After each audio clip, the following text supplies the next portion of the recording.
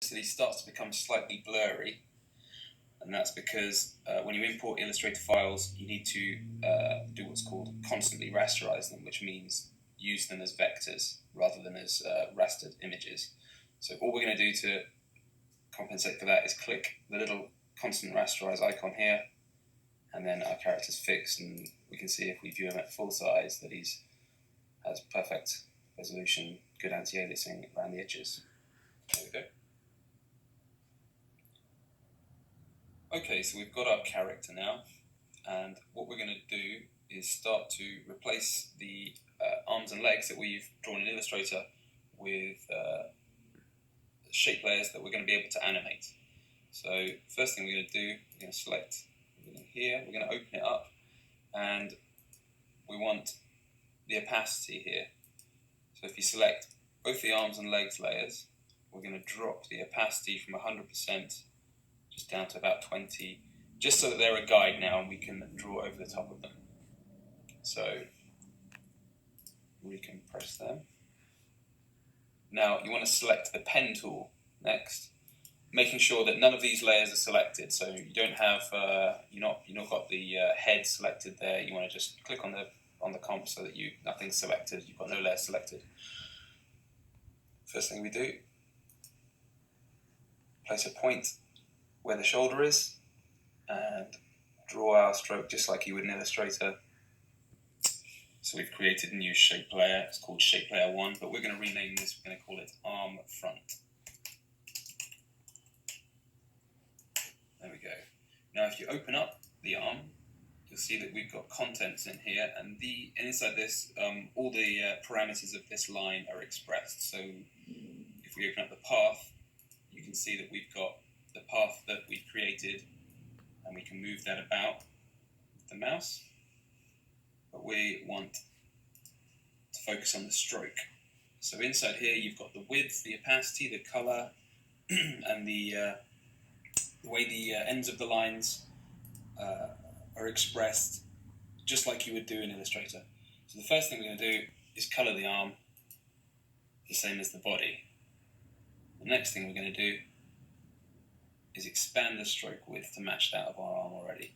And you'll notice here that, again, the bottom of the arm is flat, and we want to take the line cap and round that. So there we go. So now we have an arm as we have in Illustrator. Now we're going to do the same thing again and redraw another arm, but we want it to be exactly the same. So what we can do is Control C or edit copy, and then edit paste, and we've got a second arm here, and we're going to call this arm back. Because we want this arm to sit behind the torso, I'm going to place it behind the torso in the comp.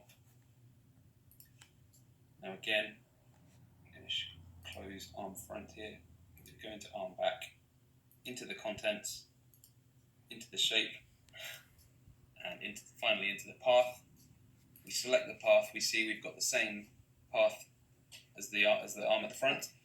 We want to press Shift and just bring up the ability to alter the path within the shape. So you select the path within the shape and just move it into position. There we go.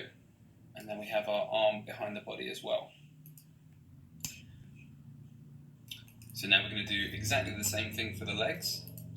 We'll take our pen tool, zoom in there, and we're going to, instead of placing a single point, we're going to click and drag, so we create a tangent, like we would do in Illustrator, to the top of the leg, and click and drag and create a tangent at the bottom. And the reason we're going to do this is so that later on when we come to animate the leg, we can make curves. So here we go, we've got Shape Layer 1 again, and we're going to call this Leg Front.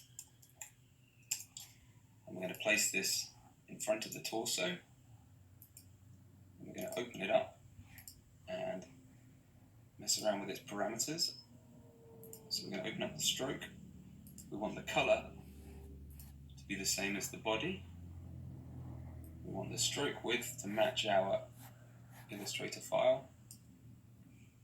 going to keep the cap the same, just with the flat end for the leg. And there we go. And we're going to do the same thing again. Again, you can Control-C, Control-V and paste the leg into place. And then if you select the arrow tool here, you can move it about. Just about. You can do it with the arrow keys on your keyboard. Just move it into place.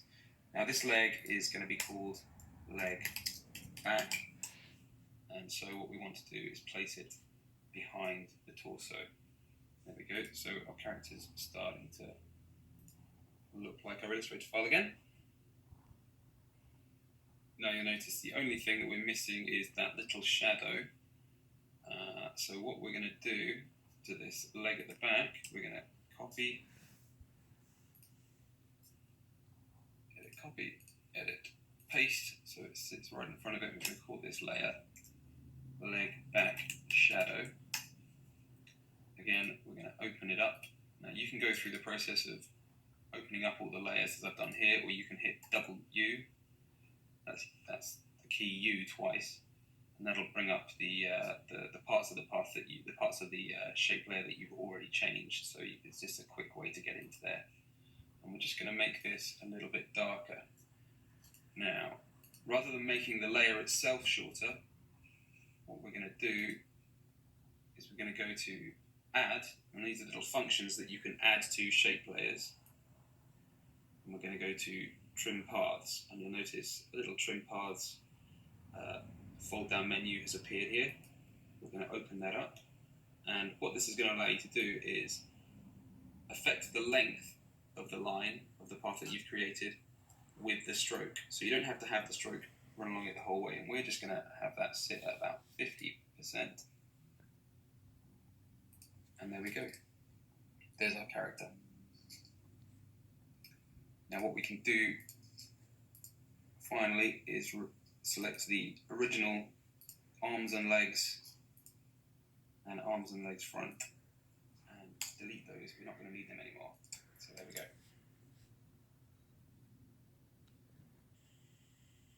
Okay, so welcome to part 3 of Create a Simple Animated Character.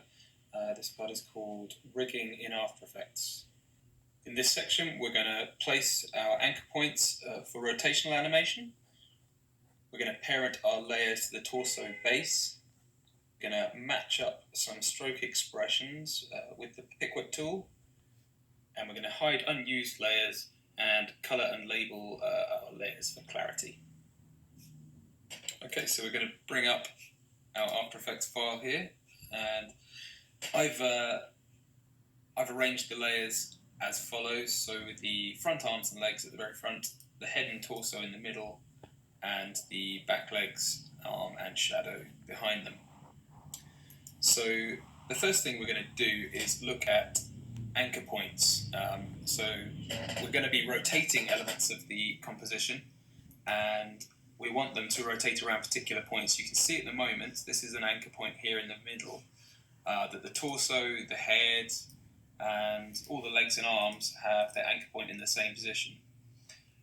What we're going to want to do is move these so that if I open up the head and we look at the rotation of the head, we can see that at the moment it's rotating around that center point.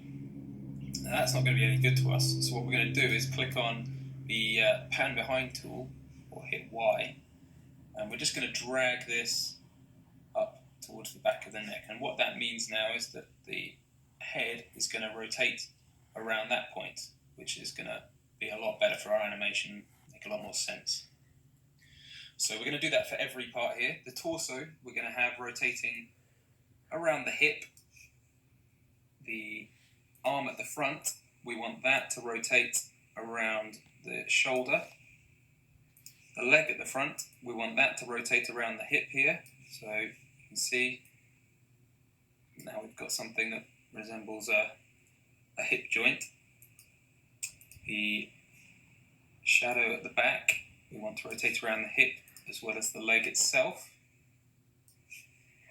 And finally the arm at the back, you're going to we want that to rotate around the shoulder here. So there we go. So now all our anchor points are are in the correct place. The next thing we're going to do is start parenting layers. So if we select the selection tool here and select the torso, what you'll notice is that when it moves in any way, whether it moves positionally or with a rotation, all the other elements stay where they are. And what we want to do is create a rig for our character whereby all the elements are jointed to all the other elements. So the head here, we want to connect that to the torso so that when the torso moves, the head moves. And the way we do that is with these switches here, the parent switches. So if it's not on your column, if it's not in the default settings, what you want to do is right-click the above the switch where the switches would be, go down and just click on parent, and that'll bring up these switches. And what we want to do is parent the head to the torso. And now you can see if we move the torso, the head goes with it.